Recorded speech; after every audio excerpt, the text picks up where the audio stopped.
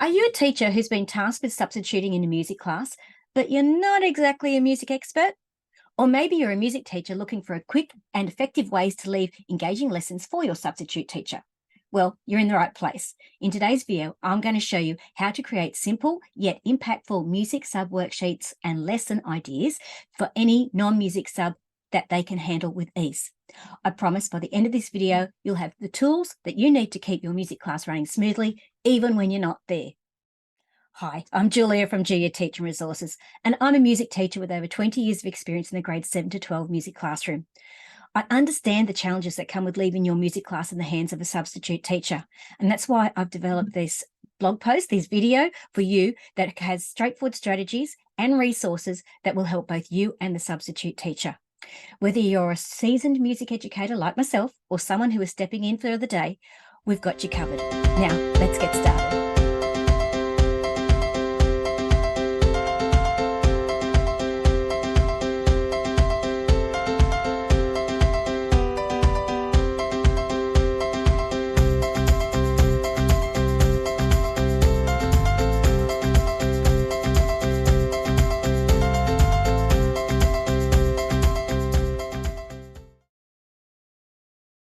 Simple music sub worksheets and lesson ideas for the non-music sub teacher. So welcome. In this video today, I'm going to go over these things. We're going to talk about the 5 reasons that you should not feel guilty about taking a day off, 3 reasons why you actually need to get a sub music teacher. Try again. In this video, I'm going to go through 5 reasons why it's okay to take a day off and not feel guilty about it, 3 reasons why you need to have a music sub tub ready, 4 types of resources for the non-music sub, and then 5 really important classroom instructions that you need to include in your music sub teacher folder. Hi, as I said, I'm Julia from Julia Teaching Resources, and my mission is to help busy music teachers like you in classrooms around the world with the resources that you need to teach music appreciation to inspire the next generation of musicians. And before we get started, if you like a freebie, go to juliaju.com/makeover your music curriculum. That's got lots of ideas for you to actually use to make over your music curriculum if you're not happy with how it's going at the moment.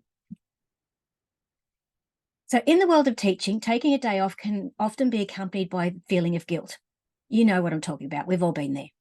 We as music educators care deeply about our students and the quality of their music education, but it's crucial to remember that we also need to take care of ourselves. That's where the concept of having a prepared set of music sub worksheets and the music sub tub come into play. In this video, I will explore 5 compelling reasons why it's okay to take a day off. We'll delve into the necessity of having an actual music sub tub ready. We'll discover the types of suitable resources that you could put in your sub tub, as well as the classroom instructions that you need to leave, with some creative lesson ideas, as well as some suggestions for engaging music sub worksheets that will actually make the whole process of setting up your sub tub much easier. Now, before we get started, I'll just preface this with a few things. So I said, I've been teaching for a very long time, and there's been a lot of occasions in my career where I've actually had to take time off, and I mean significant amounts of time off. So this year, currently, I've chosen to take the year off from the classroom. I'm going back to school next year, which is, as of time recording, this is October 2023, and our school year starts in January, at the end of January, beginning of February. So I'll be back at school next year.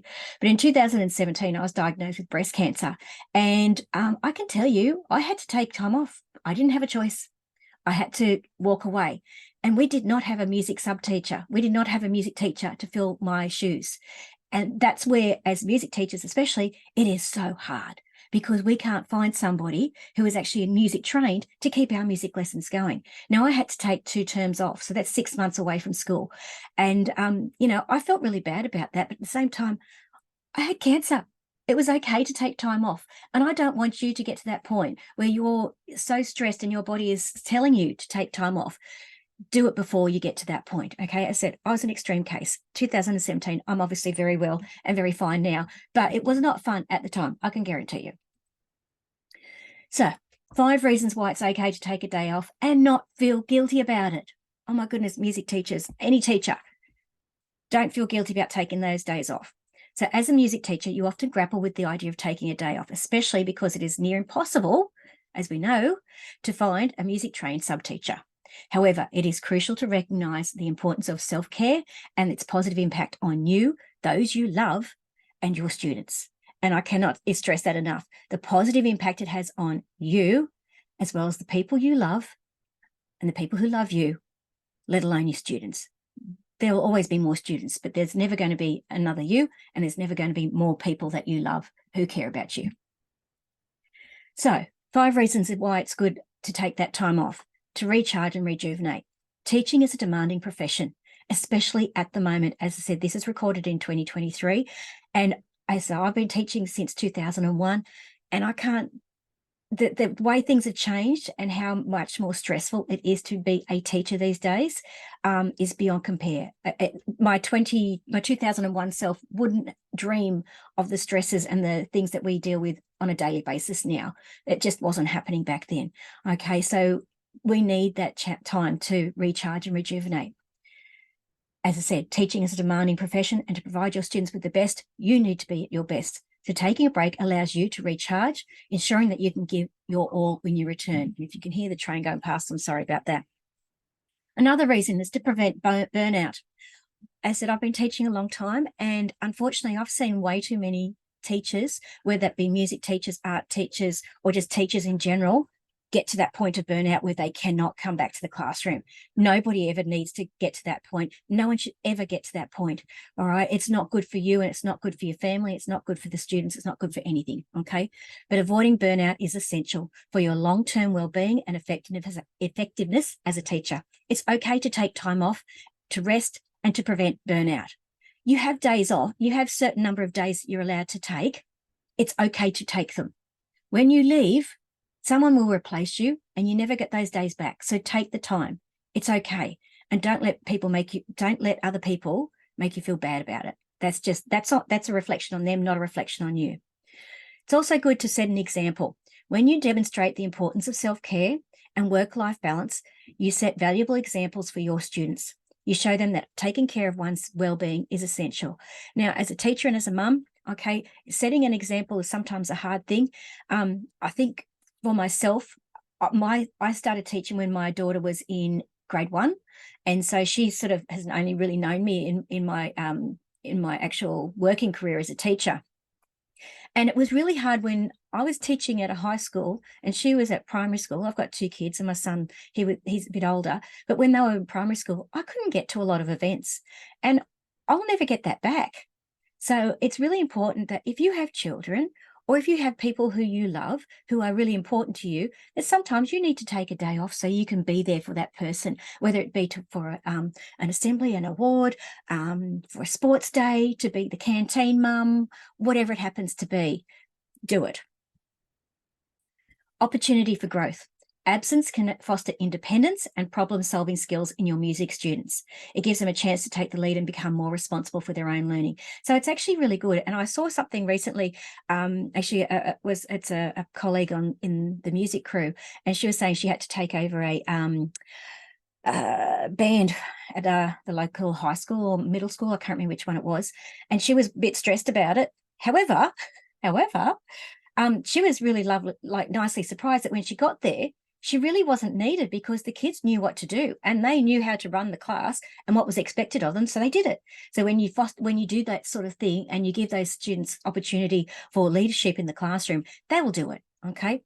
It's also really important that you have accessible resources. Having a music sub-tub with engaging resources makes it easier for your substitute teacher to continue the learning with your classes. This means your students can benefit from meaningful music lessons even when you're not in the classroom. So 3 reasons you need to have a music sub-tub ready. Maintaining classroom continuity, especially when you are away from the classroom, is vital. There are 3 compelling reasons why you need to have a music sub-tub ready. Now, when I first started teaching, one of the teachers that I worked with, there was these books, and I was trying to find it because I know I've got a copy of it somewhere, and they were called About Music. They were only really little, but literally his sub-tub was, he had each one was like a set of work. It was basically a bit of information and some comprehension exercises, and he would have like the guitar, the ukulele, every title that was actually in that book, that would be his sub lesson, and he had it on a sheet, and the teacher, if he was away, had to say what class he had that they had actually done that lesson with and what date. So it was really easy to actually follow through. Now, that was a really simple one because they had the tools ready. That book is well and truly out of print. As they're so old, it's not funny. But, it was handy, okay? So it was really handy to have that essential, that resource ready. If you're having long-term time off, it's probably not the best sort of tool to use, but, short-term, if you get the flu or the dreaded other bug that we shall not name that was a pandemic, that's the sort of thing. Sometimes it's good just to have something simple that someone else can grab for you. But the main reason to have a set of music sub worksheets ready to go in your music subtub is because it means that you are prepared for unforeseen circumstances, reducing your stress levels.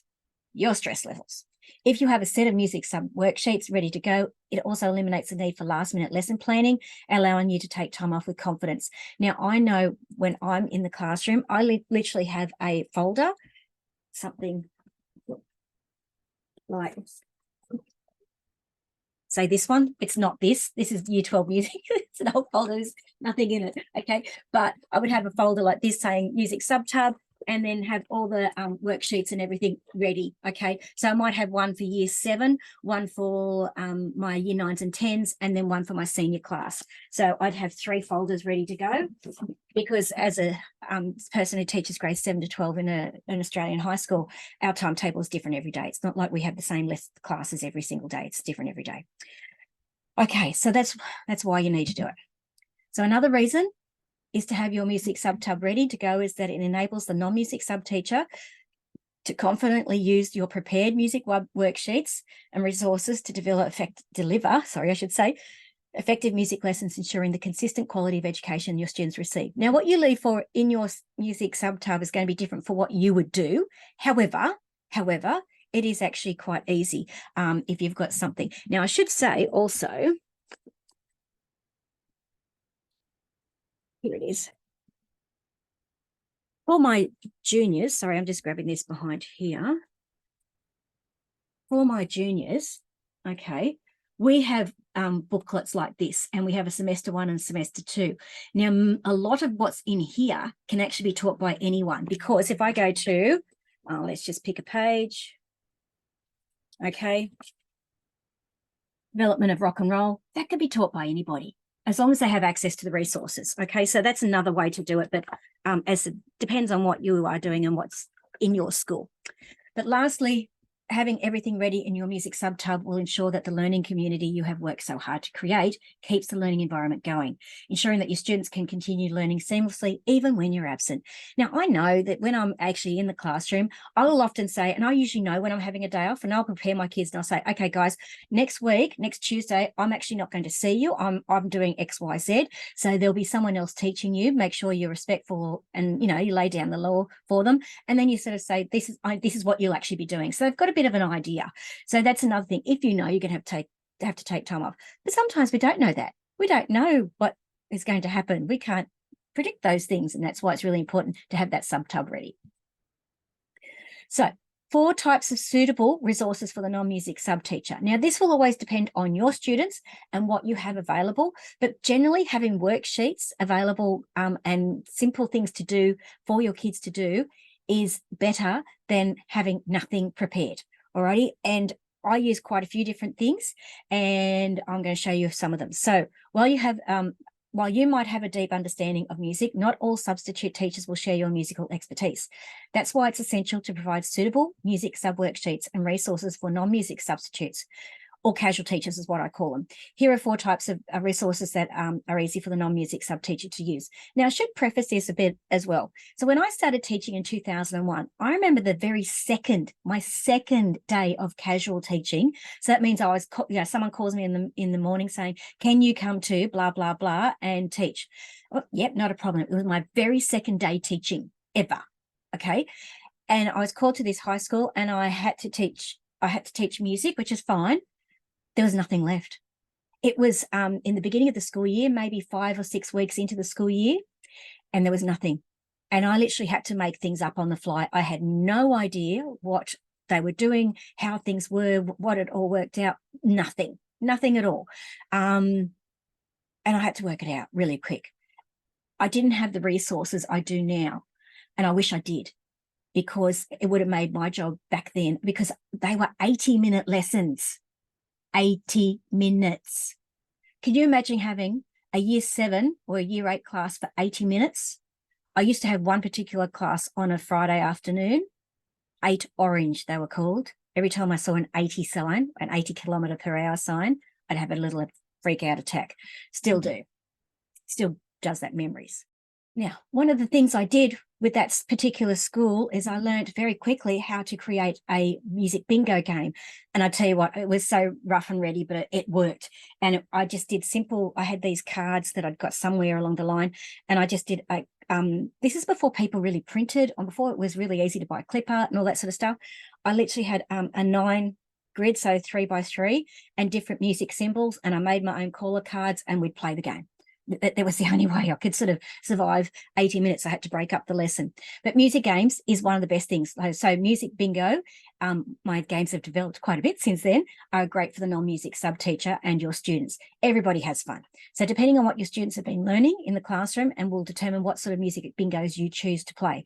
Try setting up your bingo games as a class set that can be stored in a folder, and I'm going to show you that in a minute. This will keep all of your bingo materials together, making it easier for you, the sub-teacher, and your music classes. Other music games could be music memory. Now, you know how much I loved using definition and term cards. I won't talk about that here, but look how pretty that is. I'm being silly. Okay, music bingo games. This is my folder already, and in here. So I've got, oh, there's a spider. Go away, spider. As you can see, all right, I've got a set of games and the actual little counter things there, and they're in. I'll just pull it out for you. Okay, so this is just a set, and said it had a spider on it, so sorry about that. This is actually the what do you call it, the treble clef bingo. Alrighty, I always print them onto lots of different colors. All right, the kids tend to want a certain color. Don't ask me why, but they do. But that in its folder is all ready to go, because I've got, sorry, the caller cards in there, the actual counters are in there, and it's just ready to go. So you don't have to do much. But my favorite one to play is music symbol bingo. My kids love that. And also, which is basically anyone can play that one. That one's a bit harder because kids have to be able to read music. And so I usually use that for my grade 9 and 10s. The elements of music bingo cards, which is perfect if you've been learning each of those. And the other one that I like to use is instrument bingo. Okay, so as it's like little pictures of the instruments. The kids really like that one. And again, it depends on what you've been learning and what you want to actually leave for your kids.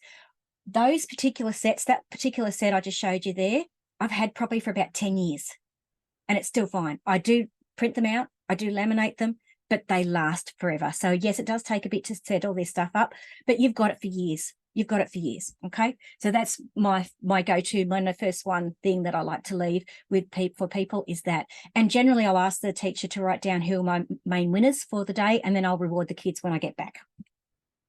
So if you want any of these, okay, you can see the music symbol bingo games there, and also that 10 music classroom games. That's actually got quite a few different types of games in there.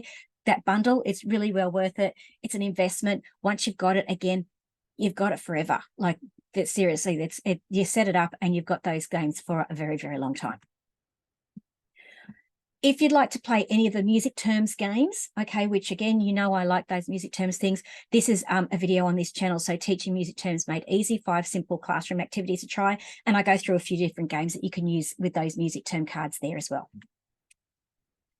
Okay, so the next one to try is Music Composer and Musician Research Worksheets. Now, these are really simple. Depending on what you have available, you might want to set out a few different worksheets that they want. Sorry, another train's going past. But you might have to book them into the library or the technology room, whatever you've got, computers, or if you're lucky to have a class set of Chromebooks or something the kids can actually research with, then that's the perfect way to do this. But these sort of worksheets are really simple, and they can actually be stretched out quite a bit. So the Music Composer and Research Worksheets, are an invaluable addition to any music subtub. They're the sort of thing I prefer to use, honestly, and leave for sub teachers because it's just research.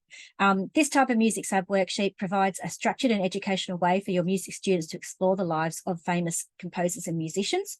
These simple type of research sub worksheets offer a holistic view of the musical world, covering different types of time periods, musical styles. Incorporating these music sheets, worksheets, and research activities into your subtub ensures that even on your day off, your music students can delve into the rich history of music, gaining insights into the artists who have helped shape it. These types of resources not only keep students engaged and learning, but will also help to foster their appreciation for the diverse and evolving world of music. So as I said, I've got a lot of resources to show you. And again, I've had these for a very long time. I did them quite a few years ago. But these are the sorts of worksheets that I like to use. And they're all set out about the same. These are the jazz ones, but you can see that one, that's Charlie Parker.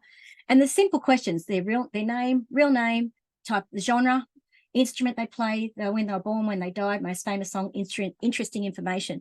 And once they've found that information, they can color in the little picture, and then they can actually also turn that into a paragraph if you want them to make it a writing exercise, which doesn't hurt them at all. So I said, I've got quite a few. There's the jazz one. Oh, that's a different one. Pioneers of Rock.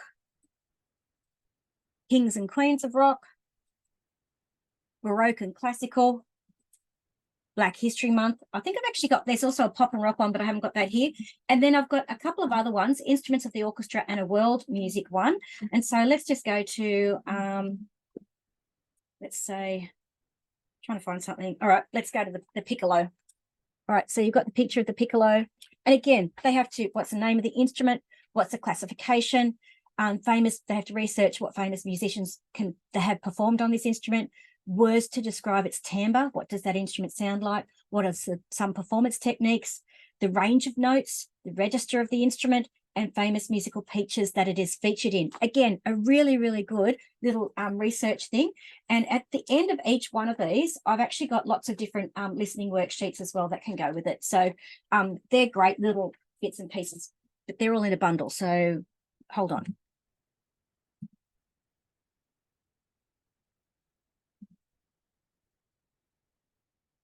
So this is the bundle I was talking about, the music sub bundle. It has lots and lots of different worksheets that you can just use, like seriously, have them ready. I generally only print out one, okay? Because depending on how you want to do it, this could last you forever. Because if you get the teachers to actually do this as a class exercise, so as a class, we are all going to look at Bach, Mozart, Aretha Franklin. And then you all do the questions together. They all do the answers together. Then they all, then they do their own writing together and maybe do some sort of colouring in. It's up to you, okay? But this bundle has got everything. So you can see these are what I was just showing you, the Baroque and Classical, Black History Month, and then there's jazz musicians, pop and rock musicians, as well as the rock and roll musicians. So pop and rock is more of your, as you say, popular music, and the rock and roll ones are the early rock musos. And these are the sorts of things, as you can see. And then there's the instrument studies, whether it be the world music or instruments of the orchestra. The next one, music colouring pages. Now, there is nothing wrong with having kids colour in. I'm going to say it again. There is nothing wrong with having kids colour in. And if you've got an administrator or a head teacher or a deputy saying, why are your kids colouring in? For safety. Usually it's for safety.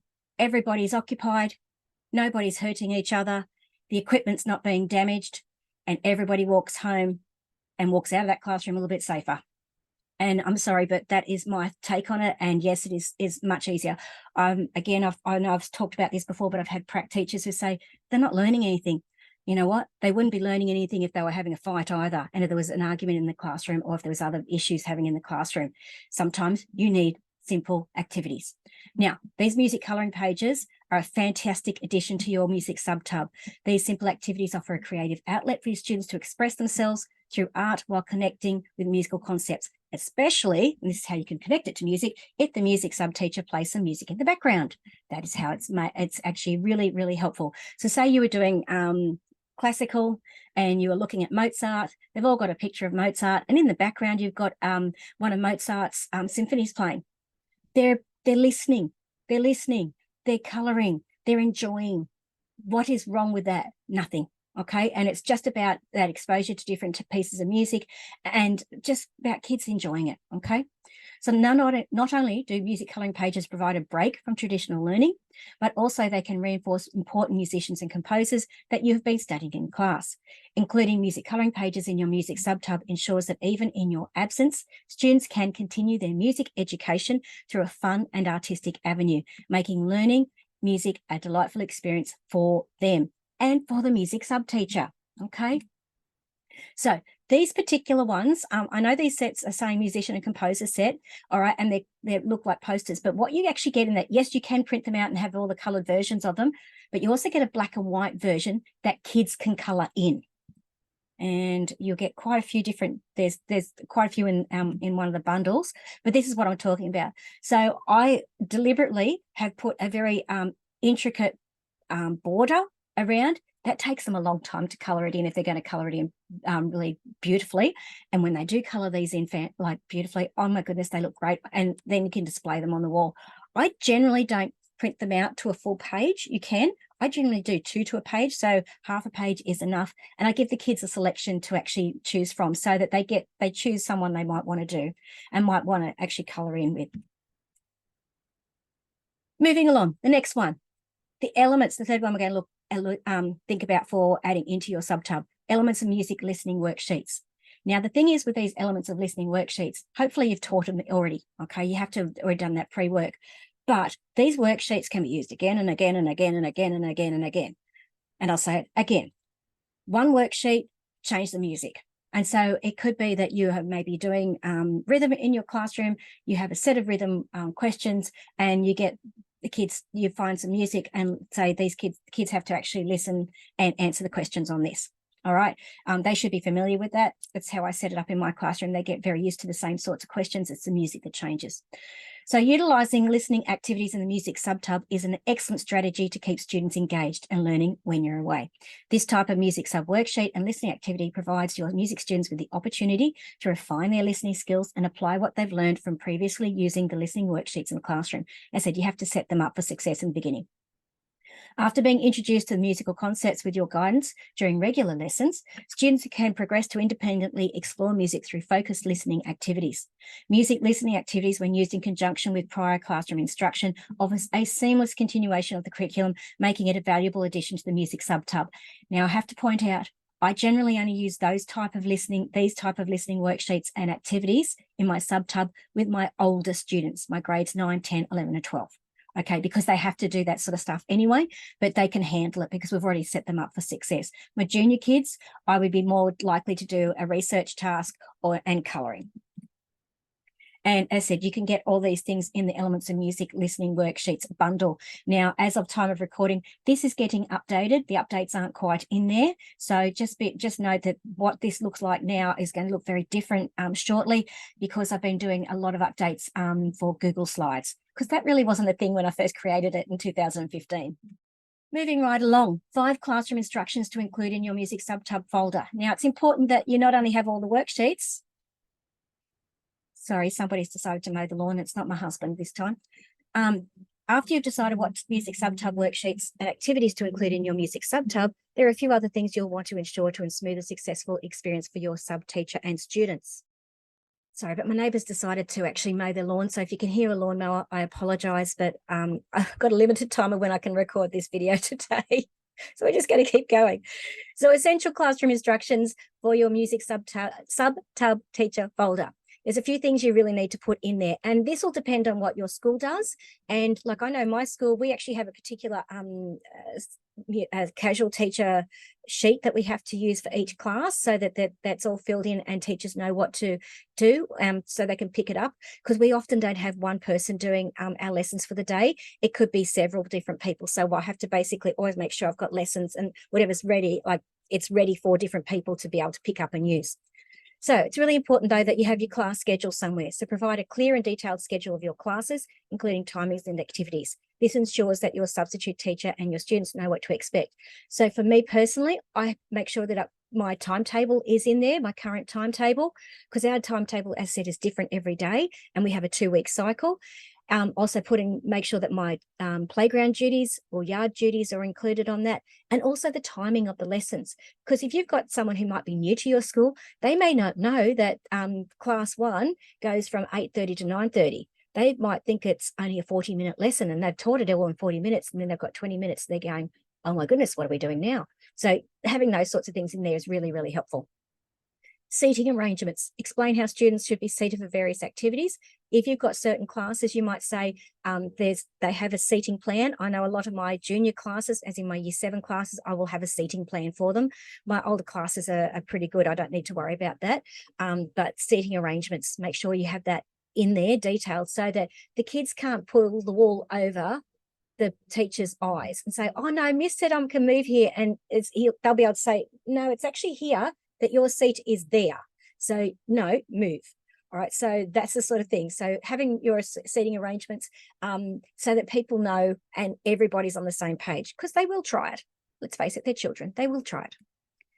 A couple of other things is materials location. Specify where necessary materials are kept. Again, in our sheet that we have to use for when we're having a day off, we actually have a spot in there that says materials location. So I have to say, the books are located at the front of the room. The pencils are blah, blah, blah, wherever. Okay, so this includes your pens, pencils, markers, books, sound equipment, and any other resources that your substitute teacher might need. Now, it might also be helpful if you have a way for showing or explaining how to use the sound equipment, because let's face it, it's different in every room.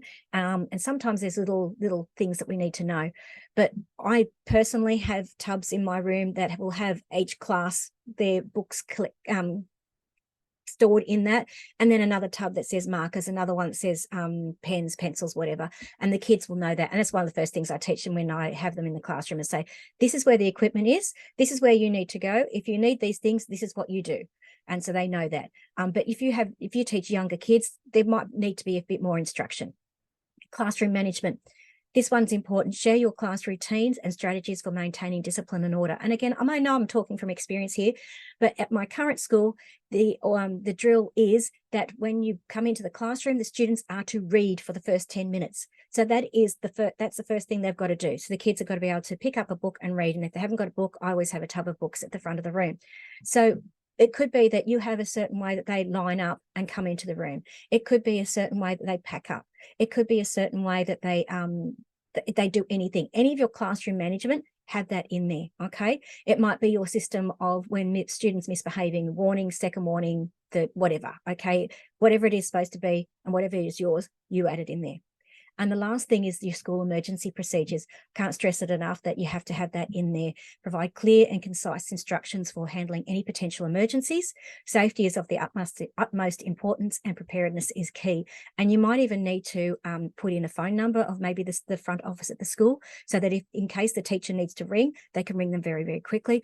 I know, again, we have to take our mobile phones or cell phones, whatever you want to call them, to class with us. So if there's an incident, we can call up the front office and call the deputy or whoever is in charge to come and help. And same when we're on playground duty. So it's really important that people know those sorts of things. And if there's bells, like types of sounds for emergency procedures like lockdowns, evacuations, and all clear. So that's the 3 I know that I need to know. And assembly bells, when they ring 3 bells, it's assembly and all that sort of stuff. So it's really important that people know what those things mean. So taking a day off as a music teacher is a vital act of self-care for both your physical and mental health. You, as a dedicated music educator, have a profound commitment to your students and their musical education. However, you must also recognise the importance of self-care. Hopefully this blog post, this video, has shed light on 5 compelling reasons why it's okay to prioritise your well-being and take a day off. We've explored the importance of having a music sub-tub at the ready and what sort of suitable resources should be in there, with including classroom instructions, creative lesson ideas, and engaging music sub-tub worksheets. So these tools will ensure that your students can continue to learn and thrive even in your absence. And we are all replaceable. don't delude yourself into thinking you're not, because we are all replaceable. And I said, I learned that quite in a way, a bit of the hard way when I was had to take time off for my own health. It was a necessity. They found the replacement. Was it me? No. But did the kids survive? Yes. So don't hesitate to take that much needed break and recharge. Visit my TPT store for the Music Subplans worksheet bundle, okay, or the classroom bundle, or even the Elements of Music bundle, and also the musicians posters and worksheets, musicians posters and colouring pages work bundle, and make your absence stress-free while providing your students with valuable learning experiences. Your students and your well-being will thank you for it. Prepare your future self. Your future self will thank you for it. So recap, we went over 5 reasons why it's okay to take a day off. They're also now whippersnipping. I'm sorry. 3 reasons why you need to have a music subtab ready, 4 types of resources that are suitable for it, and some classroom instructions that you must include in your subtab or subfolder. If you'd like more ideas on how to make your classes more interesting and fun for your students, try these 5 ways to make over your music curriculum download. As I said, it's a freebie there, juliagia.com/make over your music curriculum. If you'd like another free resource, and these mind maps are fantastic, they can be used in lots of different ways as well, especially in the subtab. They're good for lots of different things. So juliagia.com/free mind maps is another free resource for you. And if you'd like to know more, don't forget there's plenty on this channel, this YouTube channel, so make sure you subscribe. The aim is to always get out a new video each week. Doesn't always happen because life happens, but there's also plenty of things over on my website, juliagia.com. And if you'd like to buy anything over on any of these resources, go to my Teachers Pay Teacher store, Julia Teaching Resources. And thank you so much for watching. So I hope I've convinced you to actually get something ready for your music subtab. Now, it doesn't have to have every single thing that I've talked about in it, but at least have something that's ready for a few lessons of teaching for when you're away. So you'd need at least 10 different activities in there, okay? So that, over the course of the year, let's hope you don't have to take 2 weeks off straight. Let's hope you don't have to actually do, 10 days off over the whole school year because you need it. That's a worry. But at the same time, if you do need it, take the time off. And your future self will thank you if you have all the resources ready. Not only that, your colleagues at school who are getting the resources and helping the substitute teacher or the casual teacher will also thank you for having everything ready, so that makes their job a little bit easier and a little bit less stress on them as well, those teachers who are left behind, to actually help that casual teacher or that substitute teacher. Until next time, I'm Julia from Julia Teaching Resources, and happy teaching. Bye.